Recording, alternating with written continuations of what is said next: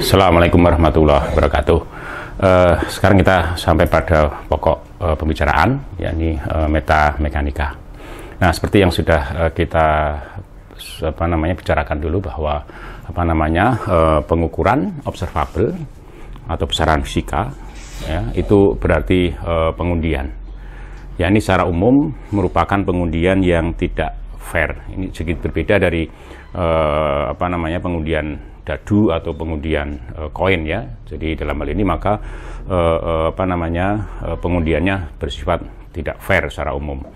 Nah, jadi dalam pengukuran observable mechanics atau observable physics, ya, ada ruang sampel, ya.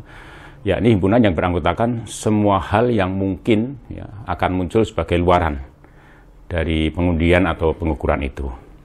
Nah, setiap observable, ya, atau besaran mechanics memiliki sebuah ruang sampel, ya, ini suatu ruang terukur, ya. Jadi misalnya observable tersebut adalah O misalnya, maka untuk setiap observable ini kan terkait dengan sebuah ruang sampel, ya, omega, f gitu. Dimana omega itu adalah ruang sampel, ya, ini himpunan yang beranggotakan semua hal-hal yang mungkin muncul sebagai luaran, ya.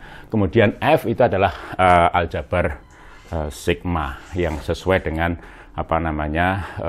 omega gitu, ya. Jadi ruang sampel bagi suatu observable, ya, itu berupa ruang terukur, ya.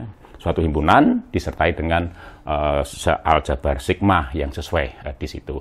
Nah, himpunan omega itu bisa apa saja, ya. Jadi misalnya, ya, himpunan yang beranggotakan bilangan-bilangan, ya, atau himpunan yang beranggotakan semua titik-titik pada bidang, ya, atau himpunan yang beranggotakan semua titik-titik pada ruang, ya, atau secara umum manifold diferensiabel misalnya.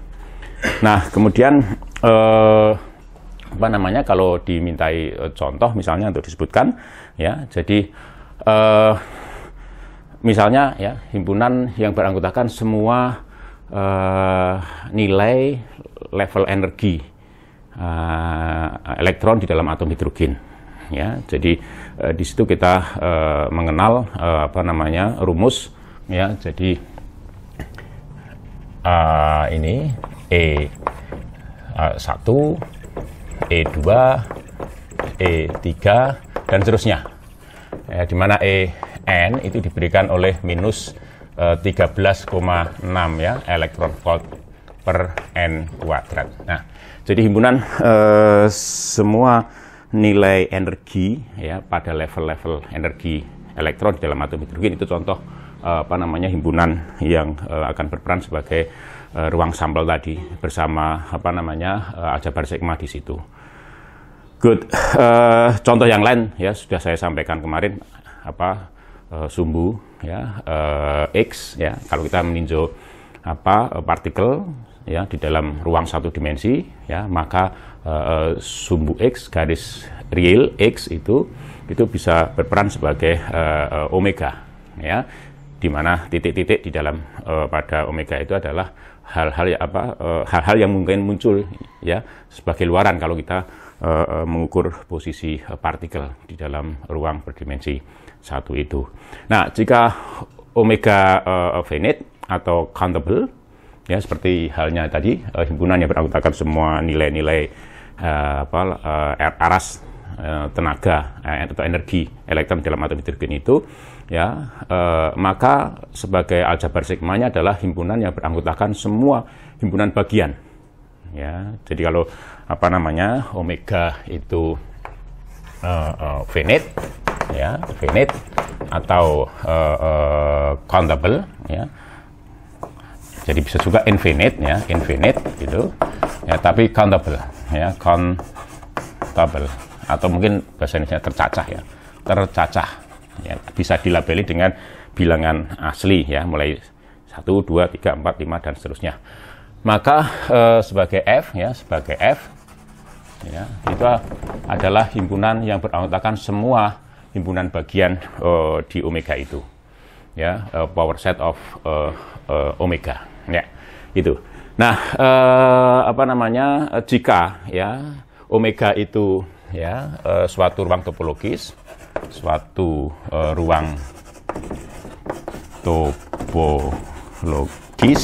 ya, dengan topologi tau misalnya. Jadi saya tulis omega, tau itu topologi yang ada di omega yang kita pilih, ya. Maka aljabar sigmanya, ya, F itu adalah aljabar sigma Borel, ya, aljabar sigma Borel. Jadi aljabar yang dibangkitkan dari tau, ya, yang dibangun dari tau seperti yang sudah saya sampaikan pada kuliah sebelumnya. Nah, terkait dengan ruang sampel, ya, itu terdapat himpunan-himpunan. Jadi nanti setelah kita tetapkan suatu ruang sampel, maka kita bisa mengkonstruksi yang secara kanonis, ya, ada di dalam terkait dengan ruang terukur itu. Jadi yang pertama adalah himpunan yang beranggotakan semua peubah random, peubah acak di sana, ya. Jadi peubah acak yang didefinisikan pada omega relatif terhadap aljabar sigma F itu, ya. Oke, jadi ini saya tulis sebagai himpunan, ya, himpunan semua peubah, ya, peubah acak, ya, peubah acak pada omega, ya, pada omega. Ya, tentu saya tulis relatif terhadap, ya, ya, F dan saya batasi pembicaraan kita pada peubah acak real, ya. Jadi relatif terhadap F dan aljabar sigma Borel yang ada pada R gitu, ya. Jadi itu, ya, himpunan yang beranggotakan semua peubah acak, ya, relatif terhadap aljabar sigma F dan aljabar sigma Borel R di R, ya. Itu yang pertama, ya. Sudah saya sampaikan dulu bahwa peubah acak itu adalah upaya untuk mengkuantifikasi, ya, omega itu, ya. Pada omega disematkan pada titik, untuk setiap titik pada omega disematkan suatu nilai, ya, skalar, ya. Oke, nah yang berikutnya, ya, himpunan berikutnya yang bisa dikonstruksi adalah ini, ya, himpunan yang beranggotakan semua vektor acak atau vektor random, ya. Nanti himpunan, ya, himpunan yang beranggotakan, ya, vektor, ya, vektor acak atau random, ya, pada omega, ya, pada omega, ya. Sekali lagi, ya, relatif terhadap, ya, F, ya, dan, ya, dan aljabar sigma Borel, ya, B R, ya, pangkat n, ya, di R pangkat n yang sesuai. Jadi n itu dimensi dari vektor yang bisa jadi terkait dengan dimensi omega, ya. Ya, bisa juga tidak terkait dengan itu, ya. Jadi pokoknya n itu adalah suatu dimensi yang sesuai dengan pembicaraan, ya. Kemudian yang berikutnya adalah ini, ya, omega, F, ya, ini T, ya, ini T. Jadi saya tulis gini aja, ya. Nah, ini adalah himpunan, ya, himpunan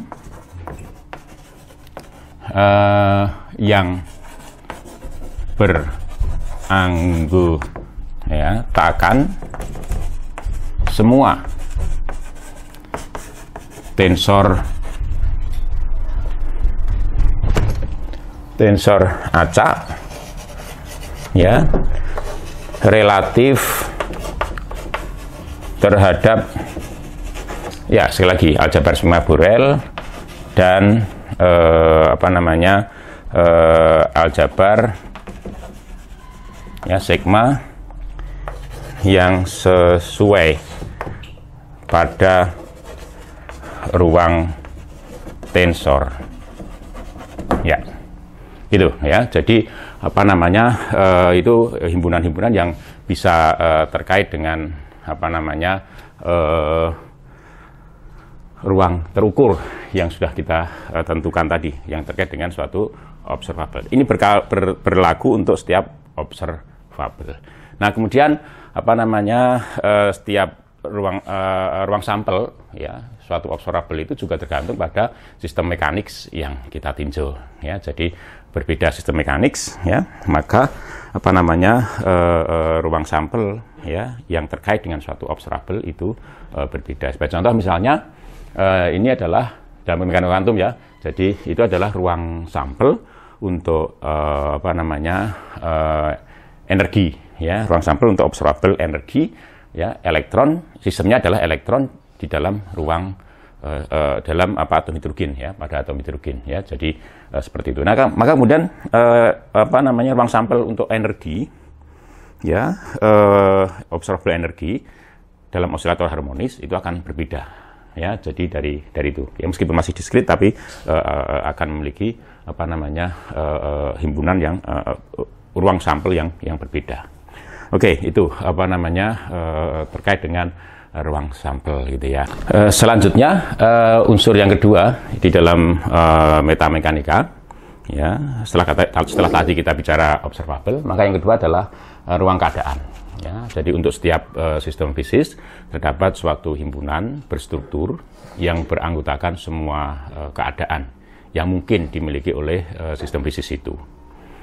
Nah, misalkan saya akan tuliskan ruang keadaan itu sebagai K ini, ya. Ini ruang keadaan, ya. Oke. Ruang keadaan. Nah, dikatakan tadi bahwa ruang keadaan ini adalah suatu himpunan yang berstruktur gitu. Jadi ada banyak struktur yang mungkin dimiliki oleh suatu ruang keadaan, ya. Struktur matematis yang dimaksud, ya. Jadi misalnya adalah struktur ruang vektor, ada struktur geometris, ya, ada struktur topologis dan lain sebagainya. Nah, suatu keadaan, ya, adalah sesuatu yang membawa informasi, ya, yang bersifat statistik ataupun probabilistik tentang nilai besaran-besaran mekanik yang relevan dengan sistem mekanik yang kita tinjau. Ya, ini jika sistem mekanik itu berada pada keadaan K misalnya, ya, jadi K, ya, itu suatu keadaan, anggota dari ruang keadaan, dan sistem mekanik itu berada pada K ini, ya, maka dari K itu, ya, kita bisa mendapatkan informasi, ya, tentang sistem mekanik itu, ya. Informasi di sini adalah informasi yang bersifat statistik ataupun probabilistik, ya, terkait dengan nilai-nilai besaran-besaran mekanik yang relevan dengan sistem mekanik yang ditinjau.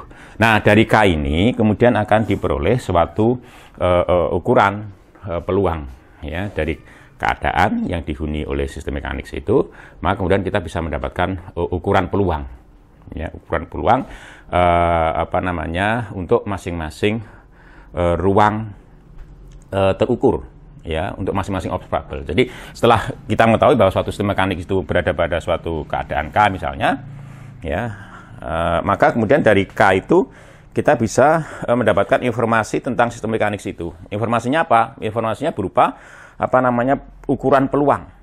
Ukuran peluang untuk masing-masing ruang terstruktur yang terkait untuk setiap observable gitu. Jadi misalnya saya punya observable O gitu, ya, punya observable O tadi. Ini tadi terkait dengan ruang terukur omega F gitu, ya. Oke. Maka kemudian segera dari sana kita dapatkan ukuran peluang, ya. Ukuran peluangnya saya tulis seperti ini misalnya, ya. Jadi K ini O. Jadi ukuran peluang, ya, untuk observable O, ya, apa namanya, ketika sistem berada pada keadaan K. Ya, tentu saja ini adalah pemetaan dari F, ya, aljabar sigma yang sesuai, ya, kemudian menuju ke R gitu. Maaf, interval 0,1 karena ini merupakan apa namanya, ukuran peluang gitu. Nah, jadi setiap observable akan memiliki ukuran peluang. Jadi untuk satu keadaan, ya, Ya, maka setiap observable itu akan terkait dengan sebuah atau mendapatkan sebuah ukuran peluang. Jadi misalnya saya ini observable O aksen misalnya. Nah, misalnya terkait dengan ruang terukur omega aksen, F aksen gitu ya. Maka dari K itu kita akan mendapatkan misalnya adalah ukuran peluang. Jadi ini O aksen K gitu ya. Juga pemetaan tentu saja dari F aksen menuju ke 0,1 gitu. Ya, jadi itu ya. Jadi setiap observable ya itu akan mendapatkan ukuran peluang yang didefinisikan pada ruang sampelnya masing-masing gitu ya. Nah, jadi makna dari ukuran peluang itu bisa dijelaskan sebagai berikut ya. Sebentar, ini harus dibalik dulu.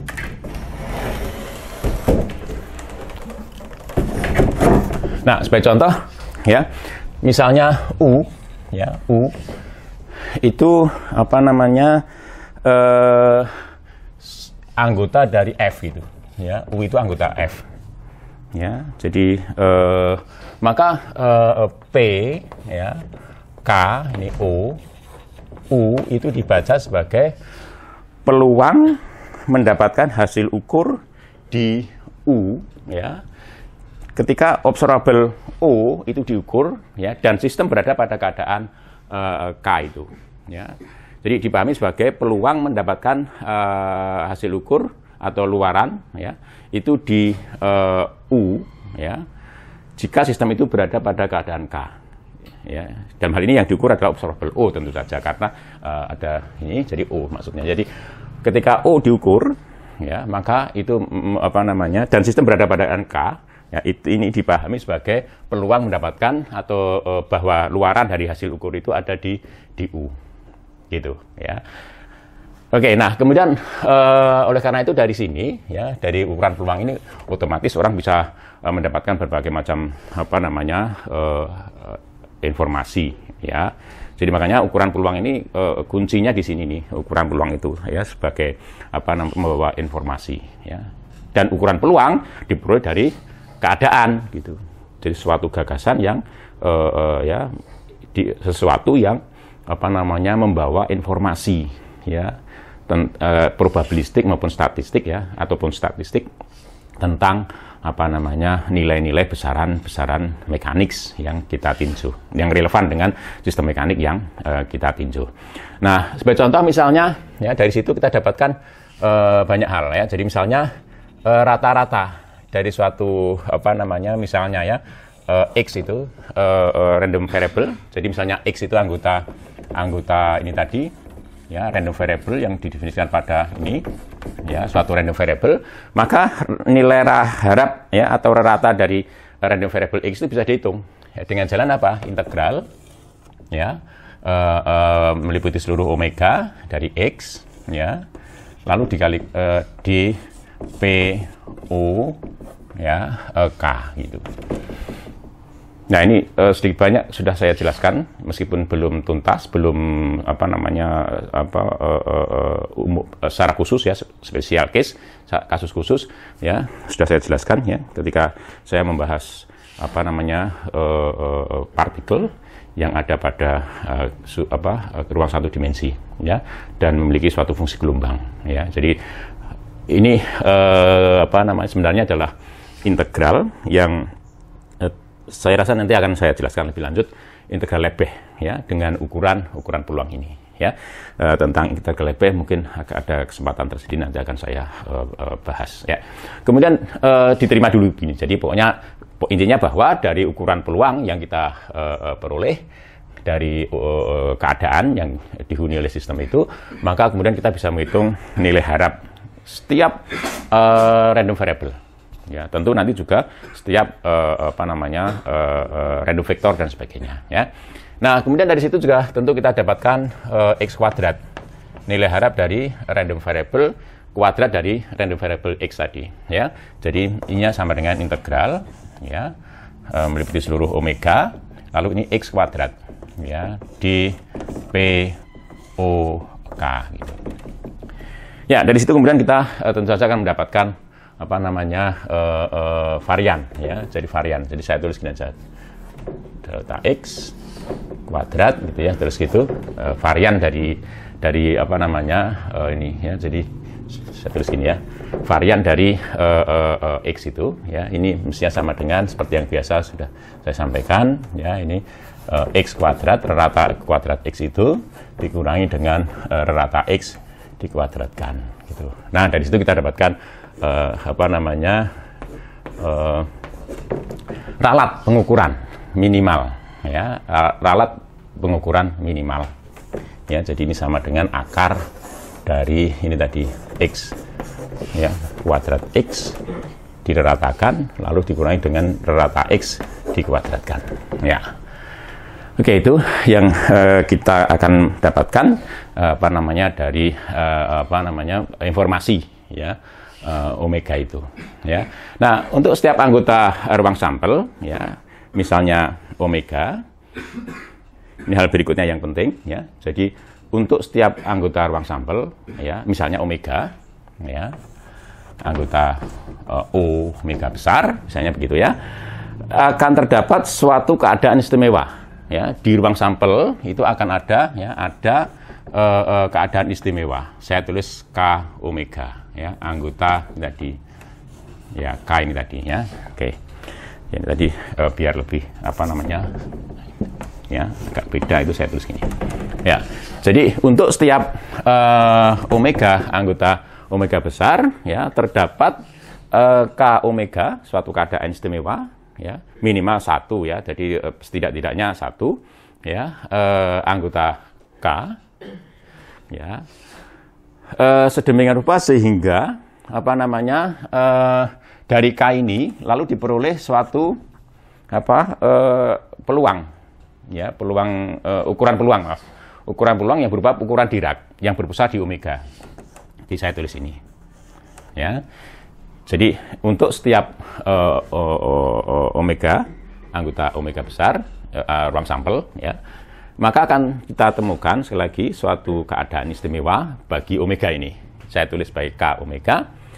Sedemikian rupa sehingga dari K omega itu ya, ukuran peluang yang dihasilkan itu adalah ukuran Dirac ya, ukuran Dirac ya. Nah, seperti yang sudah saya sampaikan ya, kalau kita ketemu ukuran Dirac maka kita bisa segera apa namanya mendapatkan misalnya kalau saya mengambil kasus itu tadi x misalnya ya, random variable, maka rata x itu akan sama dengan ini nilai x ya di omega gitu. Nilai x itu di omega. Demikian juga kita juga dapatkan ralat pengukuran minimal, yaitu sama dengan 0 ya, gitu. Jadi artinya ketika sistem itu berada pada keadaan istimewa bagi omega ini, maka pengukuran atau ya pengukuran besaran O tadi ya misalnya, maka itu akan menghasilkan pasti omega itu, sehingga semua random variable yang terkait dengan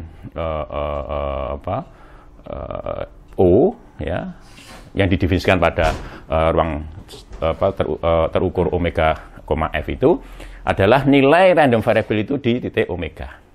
Khususnya misalnya adalah x itu misalnya koordinat yang ada pada omega, misalnya omega itu dikasih koordinat ya, maka tentu saja x itu misalnya koordinat ya terkait dengan titik-titik yang ada pada omega ya, maka ketika sistem itu berada pada keadaan istimewa bagi omega, maka yang muncul rata-rata dari itu ya, jadi pengukuran itu akan menghasilkan random variable yang menunjukkan titik omega itu ya, karena ini merupakan koordinat bagi omega gitu ya.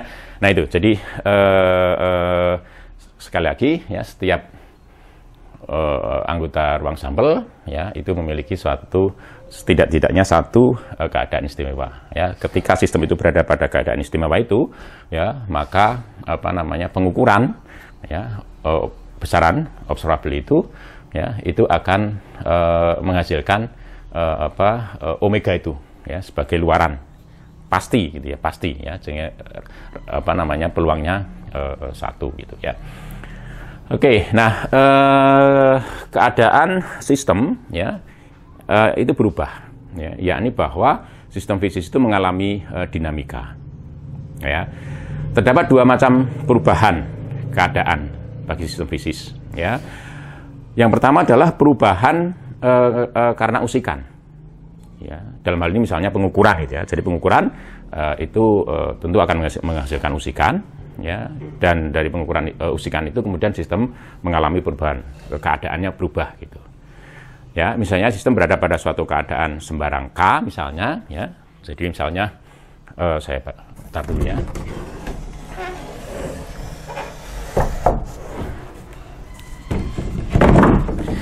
Jadi misalnya pada suatu saat ya kita ketahui bahwa sistem itu berada pada keadaan K gitu ya, anggota K ini tadi ya. Oke. Nah, kemudian kita mengukur besaran O ya, dan hasil ukurnya misalnya jadi O diukur dengan hasil ya misalnya omega gitu. Nah, metamekanika mengatakan bahwa ya sesaat setelah pengukuran gitu ya, sistem mekanik kemudian meloncat ya dari keadaan K ya menuju ke keadaan istimewa bagi omega itu. Ya, setiap pengukuran menghasilkan usikan. Usikannya berupa apa? Usikannya berupa loncatan tadi.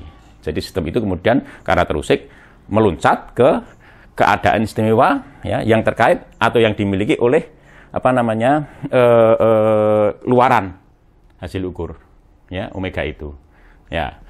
Itu apa namanya dinamika, jenis dinamika yang pertama. Jadi dinamika yang apa namanya terjadi karena usikan. Dalam hal ini adalah pengukuran. Nah, usikan yang lain akan menimbulkan hal yang serupa, ada loncatan-loncatan apa namanya keadaan. Nah, perubahan yang berikutnya adalah dinamika atau perubahan keadaan sistem secara alamiah yang ditentukan oleh energi yang dimiliki oleh sistem itu. Nah, dinamika alamiah ini digambarkan sebagai suatu lintasan yang berparameterkan waktu pada suatu ruang keadaan.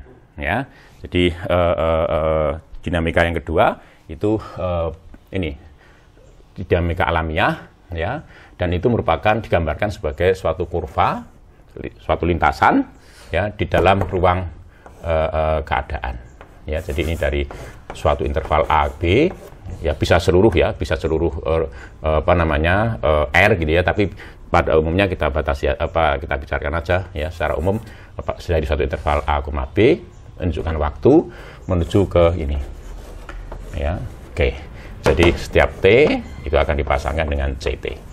Jadi ini suatu lintasan yang ada di dalam apa namanya ruang keadaan. Jadi misalnya ini ruang keadaan itu ya, maka ini digambarkan ini ya, menggambarkan jadi ini misalnya CT gitu ya.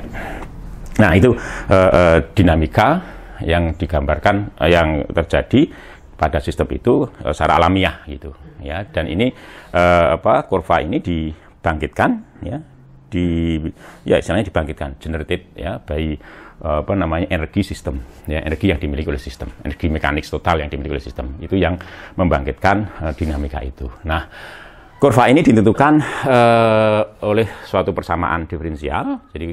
Jadi ini merupakan suatu solusi bagi suatu persamaan diferensial, dan persamaan diferensial itu dibangkitkan atau dibangun ya dari suatu medan vektor ya. Medan vektor saya tulis begini ya, zeta begitu, medan vektor ya di ruang pada ruang keadaan. Ya, ini medan vektor pada ruang keadaan yang dibangkitkan atau dihasilkan atau ditentukan oleh apa namanya energi mekanik sistem itu. Ya, jadi H itu.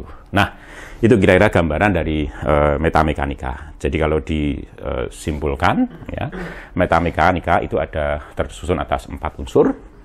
Ya, unsur pertama adalah apa namanya ruang keadaan. Ya. himpunan yang beranggotakan semua keadaan yang mungkin dimiliki oleh sistem itu. Ya, setiap keadaan itu membawa informasi tentang sistem mekanik itu. Ya, dari situ kemudian kita bisa mendapatkan informasi tentang peluang, ya, ukuran peluang, ya, untuk setiap observable. Ya. Nah, kemudian yang kedua, unsur yang kedua adalah himpunan yang beranggotakan semua observable yang relevan dengan sistem mekanik itu. Ya.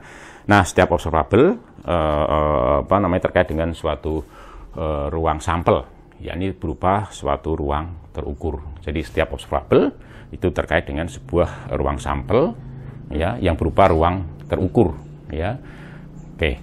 Nah, kemudian yang ketiga, ya, unsur yang ketiga adalah bagaimana kita bisa menggali, ya, aturan bagaimana menggali informasi, ya, tentang sistem mekanik itu, tentang besaran-besaran, nilai besaran-besaran yang terkait dengan sistem mekanik itu, yakni dari keadaan yang dimiliki atau dihuni oleh sistem mekanik itu.